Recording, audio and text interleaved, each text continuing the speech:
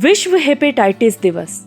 विश्व हेपेटाइटिस दिवस जो प्रतिवर्ष 28 जुलाई को मनाया जाता है, वायरल हेपेटाइटिस के खिलाफ चल रही लड़ाई की एक शक्तिशाली याद दिलाता है। इस वर्ष का थीम अब समय है कार्रवाई का। इस वैश्विक स्वास्थ्य खतरे से निपटने के लिए तुरंत और सामूहिक प्रयासों की आवश्यकता को रेखांकित करता है। हेपेटाइटिस यकृत या लीवर की सूजन है जो आमतौर पर वायरल संक्रमणों के कारण होती है। हालांकि यह विषैले पदार्थों, स्वयं प्रतिरक्षी रोगों और अन्य संक्रमणों के कारण भी हो सकती है। हेपेटाइटिस में यकृत प्रभावित हो जाता है, लीवर मेटाबॉलिज्म और डिटॉक्सिफिकेशन के लिए आवश्यक है, जिससे नैदानिक अभिव्यक्तियों की एक श्रृंखला उत्पन्न होती है। हेपेटाइटिस के प्रकार। Viral hepatitis. हेपेटाइटिस ए यानी HAV मल मौखिक मार्ग के माध्यम से प्रेषित, अक्सर दूषित भोजन या पानी के माध्यम से। यह एक तीव्र आत्मसीमित संक्रमण का कारण बनता है और टीकाकरण द्वारा रोका जा सकता है। हेपेटाइटिस बी यानी HBV रक्त और शरीर के तरल पदार्थों के माध्यम से फैलता है, जिसमें प्रसव पूर्व संचरण भी शामिल है। यह संक्रमण कारण बन सकता है सिरोसिस और हेपेटोसेलुलर कार्सिनोमा का और टीकाकरण द्वारा रोका जा सकता है। हेपेटाइटिस सी यानी HCV मुख्य रूप से रक्त संपर्क के माध्यम से प्रेषित। यह अक्सर पुरानी संक्रमण की ओर ले जाता है और यकृत प्रत्यारोपण का एक प्रमुख कारण है।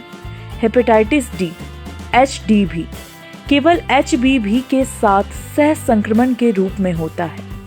प्रतिकृति के लिए HBV पर निर्भर करता है।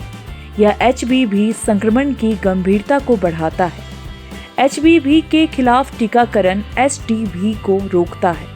हेपेटाइटिस ई यानी HEV मल मौखिक मार्ग के माध्यम से प्रेषित HAV के समान। यह आमतौर पर तीव्र हेपेटाइटिस का कारण बनता है, लेकिन गर्भवती महिलाओं में गंभीर हो सकता है। गैर वायरल हेपेटाइटिस। अल्कोहलिक हेपेटाइटिस अत्यधिक शराब सेवन के परिणाम स्वरूप यह सिरोसिस तक बढ़ सकता है।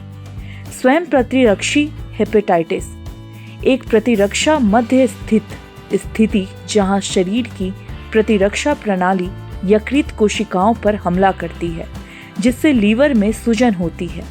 दवा प्रेरित हेपेटाइटिस दवाओं या विषैले पदार्थों के कारण जो लीवर को नुकसान पहुंचाते हैं। हेपेटाइटिस यकृत की सूजन की ओर ले जाता है, जो यकृत कोशिका की चोट और परिगलन का कारण बन सकता है। सूजन की प्रतिक्रिया प्रतिरक्षा मध्यस्थता वाले नुकसान की एक श्रृंखला को गति देती है। पुरानी सूजन फाइब्रोसिस और सिरोसिस का परिणाम हो सकती है, जिससे यकृत की कार्यक्षमता प्रभावित होती है। प्रयोगशाला परीक्षण। वायरल हेपेटाइटिस के लिए सीरोलॉजिकल मार्कर यानी HBsAg, एंटी-HCV, एंटी-HAV आदि। यकृत कार्य परीक्षण यानी ALT, AST, बिलिरुबिन, क्षारीय फास्फेटेस। यकृत का आकार, बनावट और सिरोसिस या ट्यूमर के संकेतों का आकलन करने के लिए अल्ट्रासाउंड, CT, MRI या यकृत बायोप्सी। निवारक उपाय। टीकाकरण यानी HAV, HBV रक्त और शरीर के तरल पदार्थों के संपर्क से बचने के लिए सुरक्षित अभ्यास, सुरक्षित पेयजल और स्वच्छता, शराब से परहेज और हेपेटोटॉक्सिक दवाओं से बचाव।